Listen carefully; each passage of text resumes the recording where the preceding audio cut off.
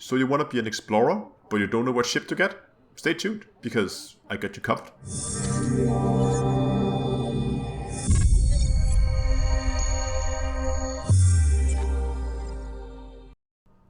Hello ladies and gentlemen, and welcome back to Elite Dangerous with Down to Earth Astronomy. Today we're looking at some exploration ships, and this video is mainly focused towards the newer players who want to get into exploration. They're not really sure what kind of modules they need, what kind of ship they should get. And we're going to give you some suggestions. We're going to go over 2 different ship builds that I've made, and the prices, where you can upgrade, where you can downgrade if you are short on cash. So you're going to make sure that you get a decent and good exploration ship for your first trip out there. Now the first ship we're going to look at today is the Cobra Mark 3. I've featured this ship before. It's a very good ship. It's a ship that I highly recommend any new players that they're going to get their hands on, because you can outfit it for pretty much anything. So it's probably a ship that you can use, especially if you don't really know which area of the game you really like. But you can use it for almost anything.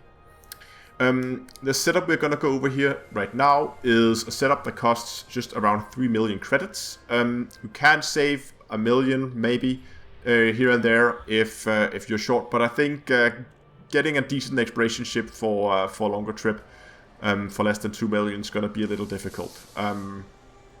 And later on we're going to look at another ship, and that ship is around about 10 million, so that's a little bit more expensive. But let's start with looking at this ship. This is the Cobra Mark 3. And quickly going to go over the loadouts. No weapons. We're not expecting to encounter any hostile ships out in the middle of nowhere. So no weapons. The name of the game here is to keep your ship light, so you can get that jump range up, so you can get longer on your fuel without you have to refuel. So weapons, none of those.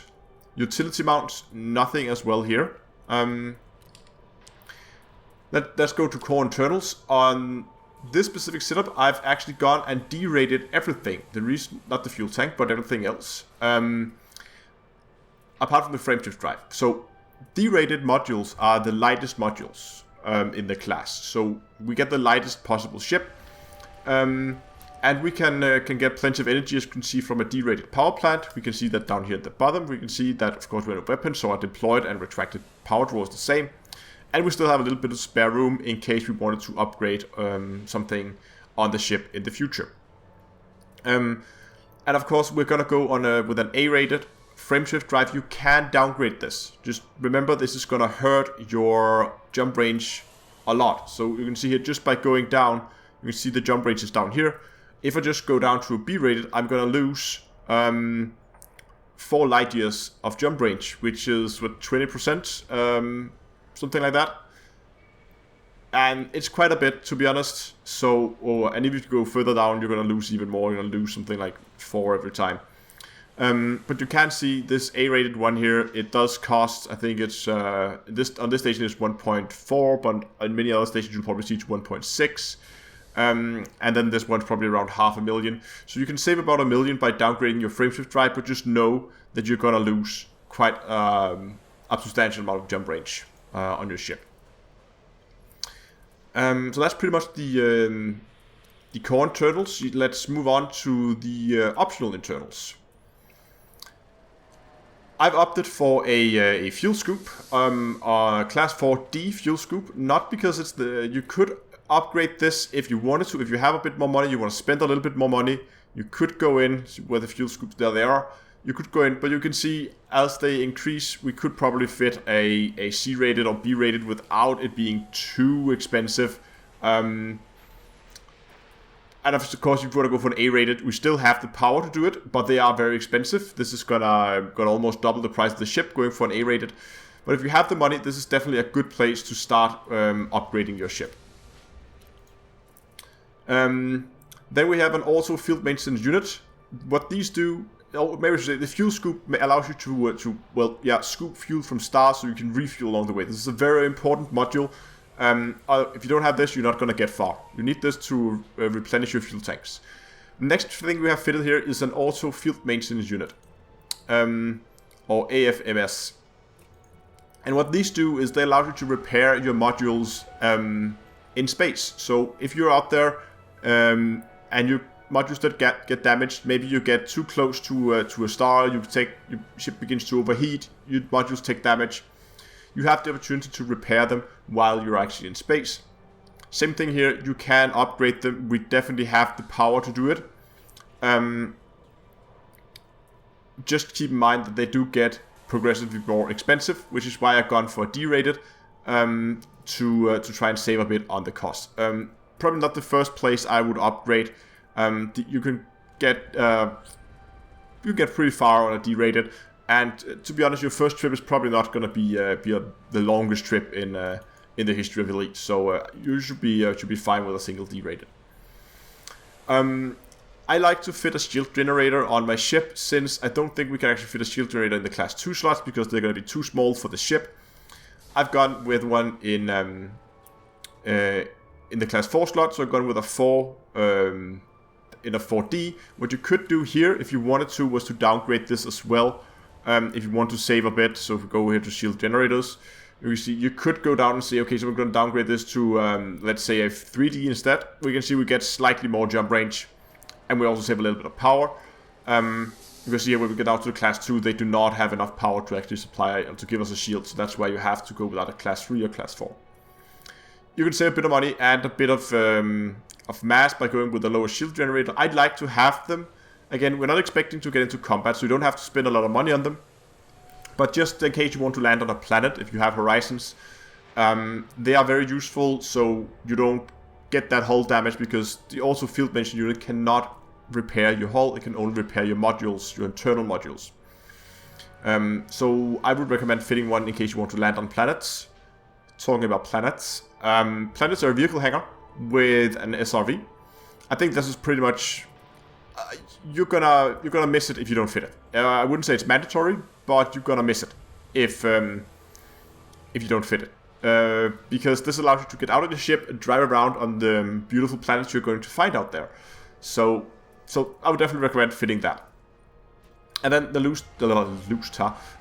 that again. Last 2 slots are a detailed surface scanner. This allows you to scan the planets and stars and moons that you find, and collect scientific data about the planets and moons, and then bring them back. Once they come back, you can sell this data, and you can make some credits, and you will rank up in your exploration rank. So that's definitely a very good idea to fit this. I would not recommend going on any exploration trips without having a detailed surface scanner.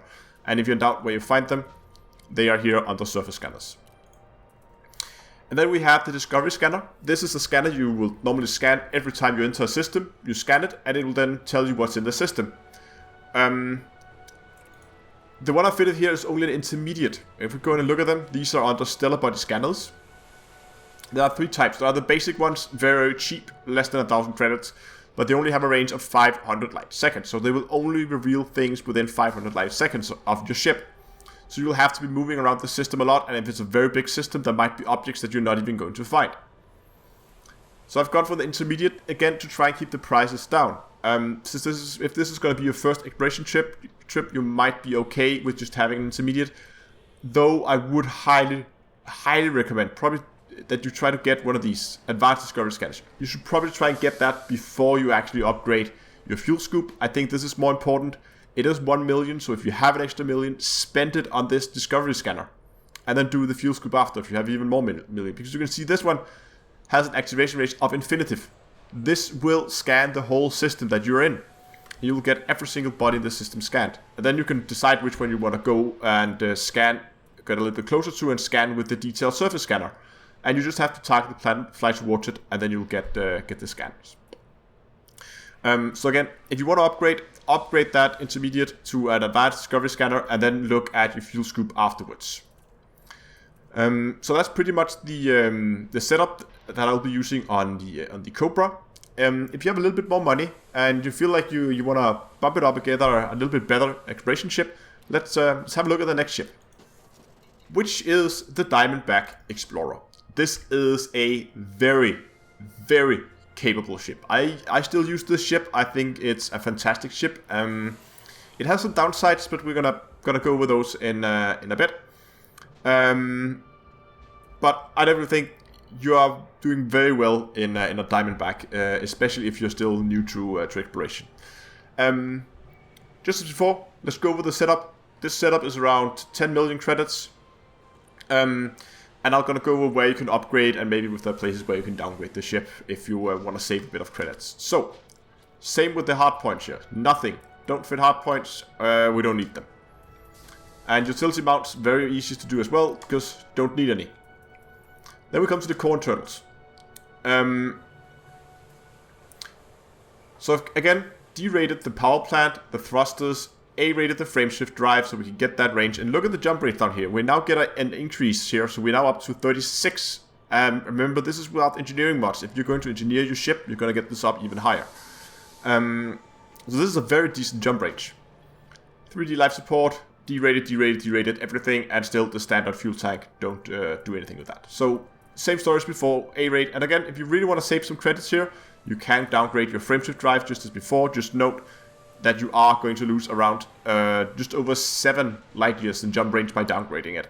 But you are going to save yourself 3 million credits by downgrading to a B-rated frameshift drive. So you can do that, though I would recommend that you try and stick with the A-rated if you got the money. So let's look at the optional internals. 4B fuel scoop this time, and again, this is a good place to either upgrade or downgrade if you feel like you want to save a few money. So you can save about just under $1 million if you would to downgrade to a C-rated, or you could also spend almost 3 million extra to get a A-rated fuel scoop. Problem is, as you can see here, we are a little pressed for power. So if you were to upgrade your fuel scoop to an A-rated, we are gonna go over power, which means we have then to go back to our core internals and upgrade the power plant. Upgrade the power plant maybe to a C-rated. It does cost us a little bit of jump range, not a lot, but a little bit. So just keep that in mind that you will have to upgrade the power plant, which is another 100,000 credits. Then of course we have our auto field maintenance unit. Wow. D-rated, again, you can upgrade this if you wish. They do become increasingly expensive. So this is also a place where you can upgrade if you feel like you have the money. D-rated shields, I would just keep it at that. Again, nice to have the shields, so don't take that hull damage when you're landing on planets if you land a little bit too rough. The planetary vehicle hangar here, again, with a single SRV. Note here that I'm always using the G-rated one because they're lighter. They can only bring a single vehicle. I think the other one can bring 2 different vehicles, or can bring 2 vehicles at the time. But again, to save that little bit extra mass, I'm gonna go with the G-rated one. And on this setup, again, get that advanced discovery scanner. Now that we're up in ships that costs around 10 million credits, you need to spend the money getting that advanced discovery scanner. And of course, the detailed service scanner, we already talked about those. So that's pretty much the setup. There are other ships that I would recommend if you want to spend even more money on your ship. You can look at the Asp Explorer, very competent exploration ship. You do get some more internal slots, so you can fit even more. Also field maintenance unit, maybe you can fit some extra fuel tanks. Maybe you can fit some cargo holes if you want that in case you're going to pick something up along the way. And there's also the point that the Asp has larger optional internal slots. You can, I think it has to class 6 if I recall correctly. So you're gonna get a bigger fuel scoop, meaning you're gonna refill your fuel tanks a lot faster. That's the main drawback of the Diamondback, is it fuel scoops very slowly. It takes a lot of time, so if you don't have the proper equipment, you are going to overheat, and it's going to be a little difficult. You have to go in and out of the atmosphere, and it's going to take a long time. So if you have extra money, go for Asp Explorer, and if you really want to go all balls out, just go for an Anaconda. Very good ship, longest jump range in the game. So that's pretty much it. Hope you found the video useful. If you did, give it a like down below, and until next time, I'll see you guys in space.